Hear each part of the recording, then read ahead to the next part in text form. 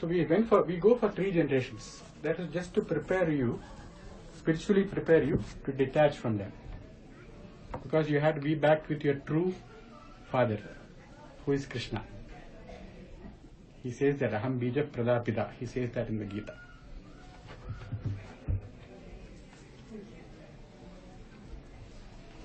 So in what context was this Vishnu Sahasranamam written or created? It is not a part of Gita. It is part of Vishnu Mahabharata. In Srimad Mahabharata, Mahabharata is called a Smriti. It was written by Veda Vyasa. So it is a commentary on the Veda. Bharatam Panchamo Vedaha. So after the 4 Vedas, this is the 5th Veda. It is called the Vedic status. So he has very closely followed the Vedas. That's why it's called Veda Vyasa. And Vishnu Sahasranama is an instruction given to Yudhishthira by Bhishma.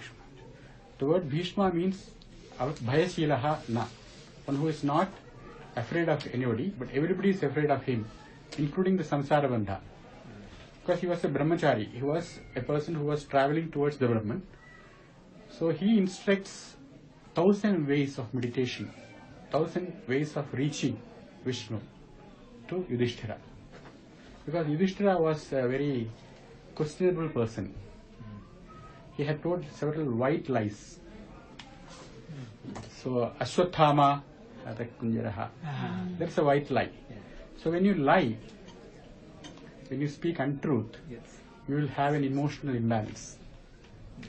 So he gets this imbalance and goes and asks for instruction to find peace. Though I am Dharmaputra, though Dharma is supposed to provide you peace, I don't have any. Then he instructs this. So in terms of time sequence, so the Gita was uttered by Lord himself, not in his original form, but as Krishna, right? Yes. During the Mahabharata. Yeah.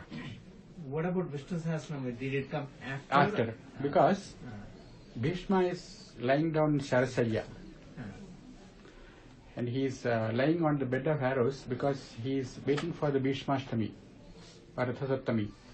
So though Uttarayana happens on the Sankranti, he wants to make sure it is completely Uttarayana.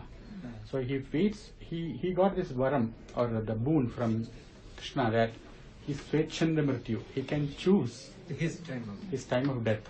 So as a yogi, he was waiting for the proper time and was lying in that bed of arrows.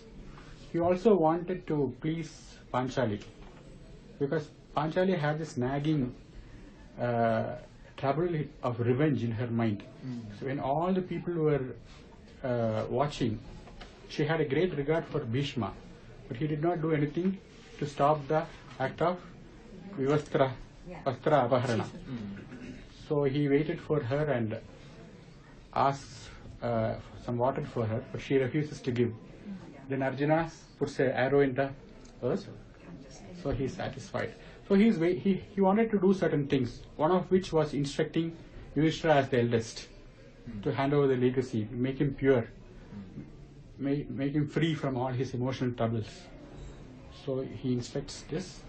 So that is Yeah, Vishnu Sahasranam. and it comes later than Gita.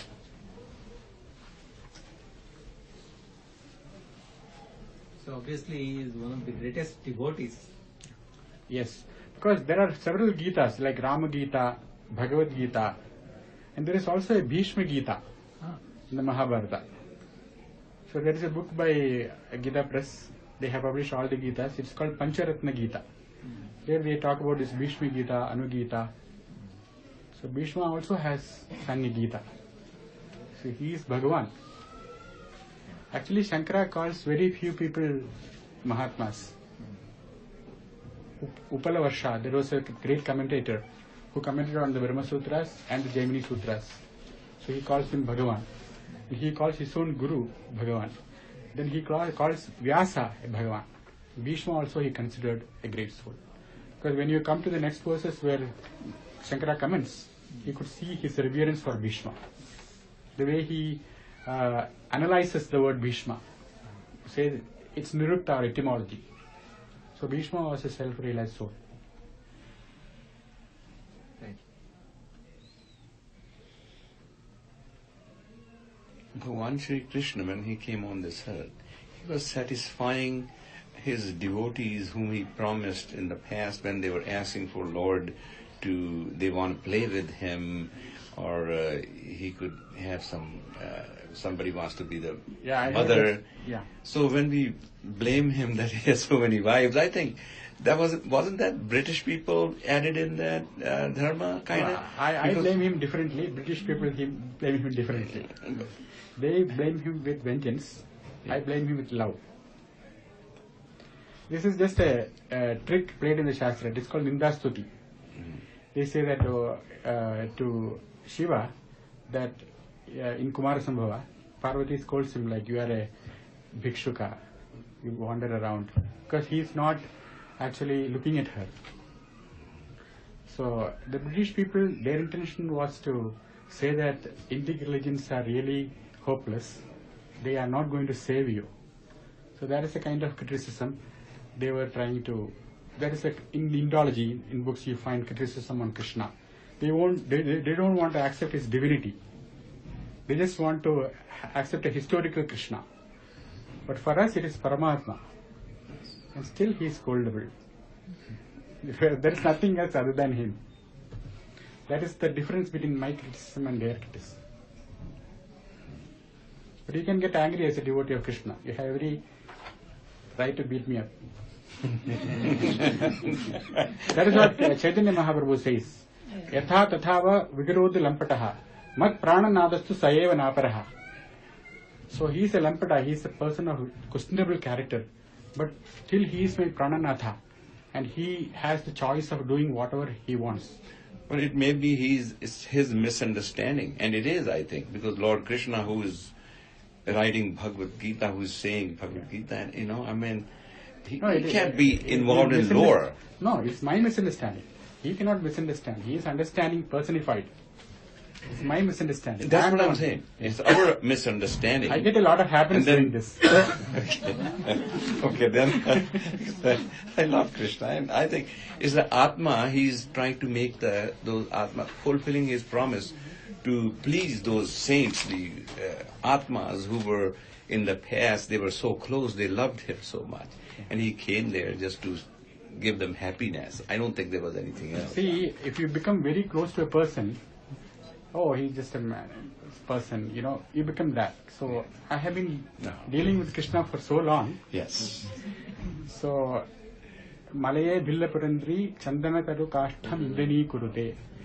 The lady in Munnar, the forest girl, she takes the sandalwood and cooks rice. The rice is very cheap. Okay. Yeah, so if you know the value of Krishna, then they'll pray like you. You intentionally misunderstand for the purpose of being Just to It's called Ninda Stuti. Yeah. It's also a Stuti, but it starts with a Ninda. But some people can get it in a wrong way. Like one of those Muslim, he's telling, if Krishna can have so many wives, why can't I have? That Muslim was saying. I mean, this is that kind of stuff when it goes out, that makes me sometimes feel like these people don't understand, and then they get this kind of statement, and then they. All right. I think you cannot take only one aspect of Krishna and say, okay, I'm going to be like him. Beautiful. You're going to take the whole thing Right. as him. Like Britishite is not accept his divinity. Yeah. So once you accept his divinity, you can easily figure out, as Rama he had only one wife, and all the Maharshis were very pained that they want to worship him like the Lord. So he granted this boon. Next life I will come as Krishna and you come as Gopi. Then I will get scolded by you. That's good. There is no one Gopi who has not scolded Krishna. Yeah, right. There is a Govinda Damodara Stotra. Yeah. You read that, there is one verse, which Sadishji knows very well. Vikretu Kama Akhila Gopakanya. These Gopins are business women. What is their business? Selling milk, selling curd, selling ghee, selling butter. And he steals the butter, of course. So they go to the streets, and instead of telling Dadhi chahiye, tak chahiye, they are saying Govinda Damodara Madhava. Do you want Govinda? Do you want Damodara? They forgot that they are here to sell dahi. Vikretu kama akhila gopakanya murari padarpida chittavartihi dedhyadigam moha vasad avochat. They are in delusion. Just like you are deluded by a Mercedes. Of course. They are deluded by Krishna Pada. And then they, instead of saying, I am here to sell Devi, they are saying, I am here to sell Krishna. Then you can ask them, how can you sell Krishna? If they do all those things. Beautiful. There are 83 verses in that Govinda Damodara Stotra. They are written by Vilumangala.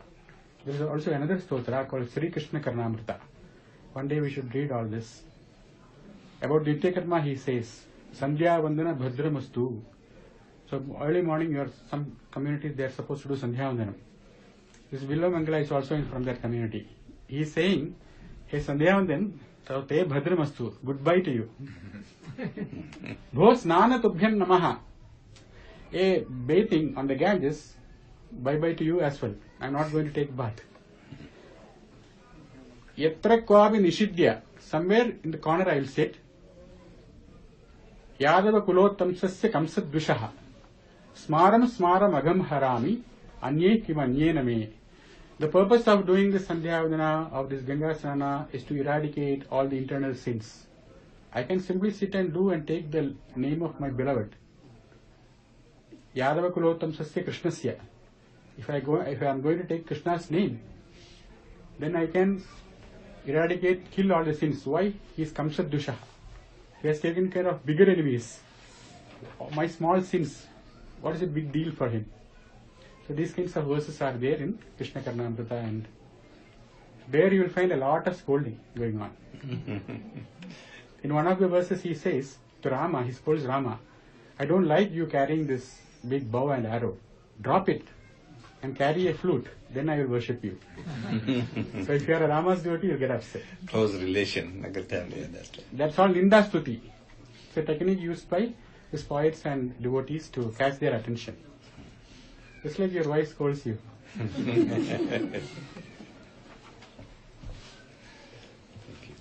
We are all Jivatmas, we are all gopis. Krishna is the only Purusha.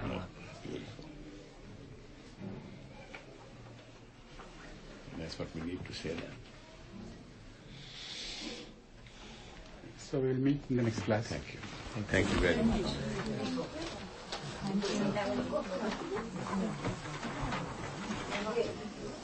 So we reached the target for 45 minutes. Yeah.